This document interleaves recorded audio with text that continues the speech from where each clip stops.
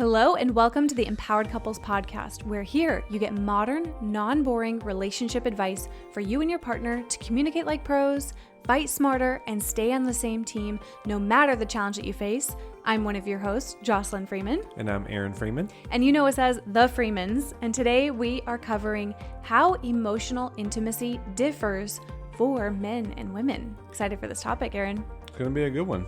We have to first probably talk about what emotional intimacy really is. I think you get the sense from a high-level perspective, but we would say it's described as closeness. It's a feeling like we have, I would say, access to, or I would say even that you understand the inner world of each other. And it goes beyond the superficial, right? So part of life, of course, as we are adulting and things become more complex, we do have to manage life, right? Talk about, all right, are you going to the gym? Okay, I'm going to take our kid to school. Okay, they've got soccer on Tuesday. Oh, we have our family barbecue Thursday. You have to manage life. You have to talk about things that are needed, the schedule, dinner, etc. Of course, that's a part of it. However, you're also in this romantic partnership for emotional reasons.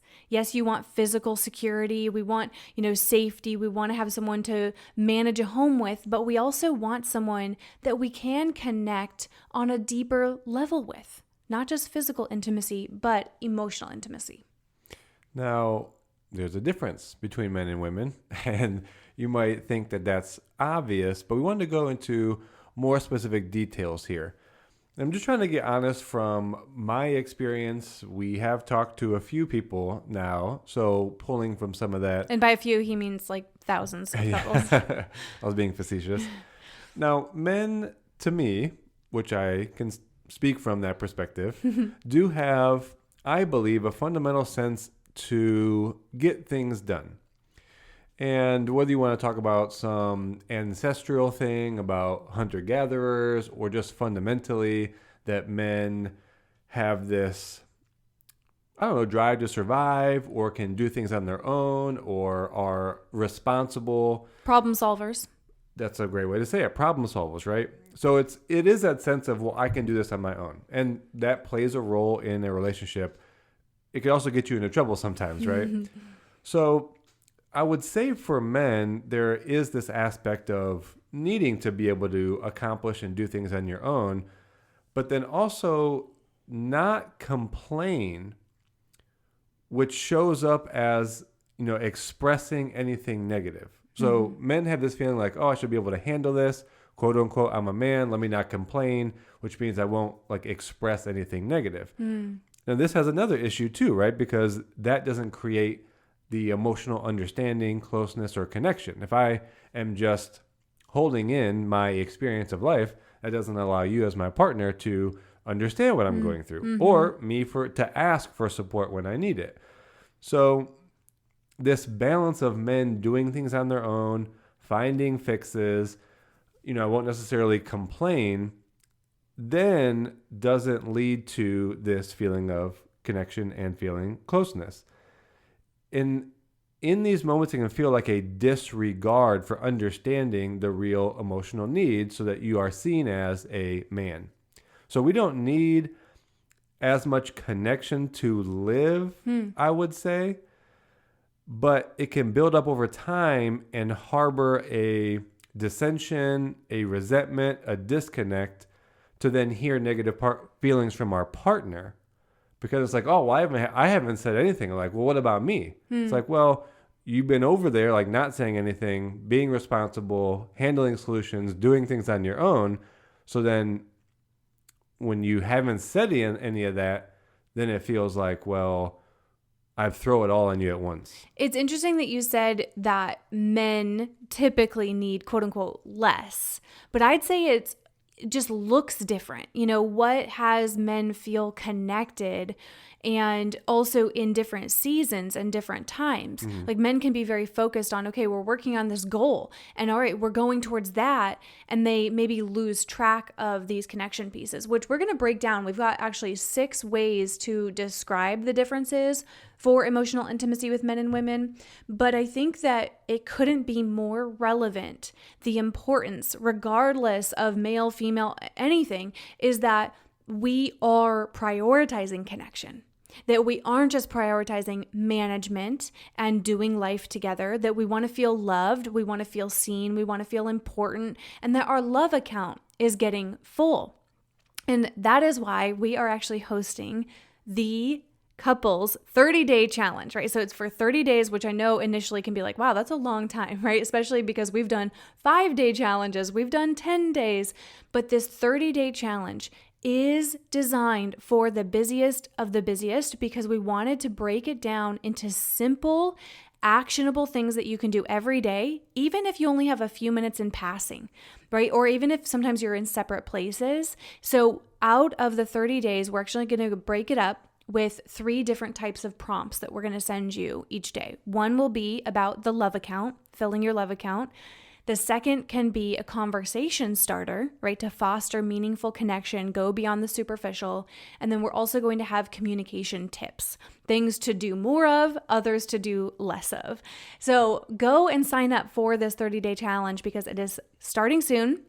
You can go to mycoupleschallenge.com. We announce this on social media and see couples from around the world already signing up. But let us simplify how to make changes, shifts, in a positive direction in your relationship because we are good at simplifying what can feel complex. It's called the Prioritize Us Challenge, Yes. which is a way to foster effort and connection to feel as if you're actually prioritizing each other when you've been focusing a lot on the management side. Exactly. So with that said, speaking of prioritizing us and emotional intimacy, let's start to get into these differences. And Aaron, why don't you introduce this first category of differences for men?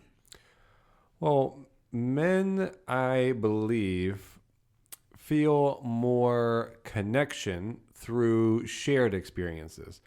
And it's important that their partner really shows an interest and a participation to a degree. So I say it to a degree because, some guys like me, I have some friends that we like to go like shooting out in the desert or something like more wild man, if you will. I'm not overly wild, right? But some sort of like kind of manly, fun interest. And, your partner's not going to participate in all of those things to those levels. That's kind of why you have friends as well. But there is a need for men to have a certain shared experience that their partner does show interest in and will participate and engage in with some enthusiasm. Exactly. I think that especially when it feels like you have a limited amount of time together, you can lose that like friendship connection. And I think we hear time and time from men, like literally one session just came to mind where he was like, I love everything we do. I love our time with the kids. I love our time at home. But I also just wish there was something that we went and did together because I like feeling like beginners. I like learning something together, right? Or if they're really good at it, men feel connected a lot of times when they can kind of teach. Here's what we do. And I think that I don't know, it has them shine and feel as though they are making a difference with their partner. So that shared experience is big. Whereas in contrast with women, shared feelings, right? So this may seem like the cliche, women are quote unquote more emotional, but truly women do feel more of an emotional, intimate connection when their partner is opening up about how they're feeling. And I can think of so many conversations we've had with couples where the guy is maybe talking about what's happening, whether it's what's happening with a child or what's happening with their work or a parent. And there's this moment of connection that we can see when he doesn't just focus on the details, the logical things that are going on, and instead starts to focus on how he feels about it. And you can see his partner like, yes, share, this is what I want to know. Share more of this. Anything you want to add to the shared feelings piece? Well, it's not just men sharing, it's listening so that your partner can feel as if they're being able to share their experience. So you mean like both people have to be listening for the other person to open up? Yeah. Yes, listening cannot be forgotten. Absolutely. So for men, shared experiences. For women, shared feelings. Not just focusing on data, logistical details, but how are you feeling? What are you going through? Okay, it's tough at work. Tell me about how that feels. So then the third one, you want to introduce for men a difference? This next one you hit on a little bit already, but it's being able to contribute and acknowledge the value that I am, I'll say, and that comes through the ideas or the solutions that I put forward. So there's really two sides to this. There's if I express an idea or like give a possible solution to something, and not saying this is actually happening, but if it feels as if it's getting shut down, I don't have the experience of feeling like I can contribute. And that contributing to you is where I feel like I can add value to you or the family. Mm-hmm. So the more that gets shut down, the lower my love account is, the more frustrated I will be, the less emotional connection I feel will be there. So emotional connection would be that, you know, it's kind of funny to think about emotional connection, but I need to be able to share ideas and possible solutions and have that be like accepted, not given some alternative, shut down, disregarded. And now on the opposite side, I will just say this can feel triggering to women if you are providing something and then I give my idea or solution almost as a counter to that, because it can feel as if I'm correcting or dominating. So it needs to be proactive rather than reactive. So I mean by I proactively am sharing ideas and solutions, and then accepting that allows me to feel a contribution. But if I'm reactive, waiting till you share ideas with me, and then I'm kind of doing the same thing, saying, no, how about this idea? If that gets shut down, same thing. I feel like, well, I can't contribute here. And I know that what he just said can sound like confusing. And what he's getting at is that while men feel connected when providing solutions to a woman, which this goes into the next thing that creates emotional intimacy for women, which is that their current emotional experience is being validated, right? So if I'm going to Aaron and I'm sharing about, well, man, here's how I'm feeling with something going on with a friend. And then he comes to me with a solution because that's how he's trying to contribute, right? So it's coming from that is a part of what creates intimacy for him, right? So it's not out of bad intention. Do you see how those can conflict and trigger each other, right? So it's like, oh, okay, he feels connected when offering solutions and being able to help fix it. That triggers me because my need to feel emotionally intimate is that my experience is validated. So what you want to do is just notice that both of those are true, both can exist. They don't have to conflict with each other and spark a disagreement. No, okay, he is trying to create connection through offering solutions. Okay, she feels connected when I validate her feelings. And focus on both. And ideally, the feelings come before the fixes. Oh, that's a good way to say it. The feelings come before the fixes. So both can exist. It's just about the order, feelings being acknowledged, then offering the solutions. On the women's side. Yes. But for men, proactively providing ideas and solutions and having that be accepted, not just discarded. That's so true. Actually, that made me think of another conversation where men will open up and say, you know, I try to come to you with these ideas. You know, I know we're working on this house, or I know we're working on our finances, and I come to you, but you shut them down. You know, you want it to go your way. So I think that is a really good thing that we can focus on. I can focus on that too. Yeah.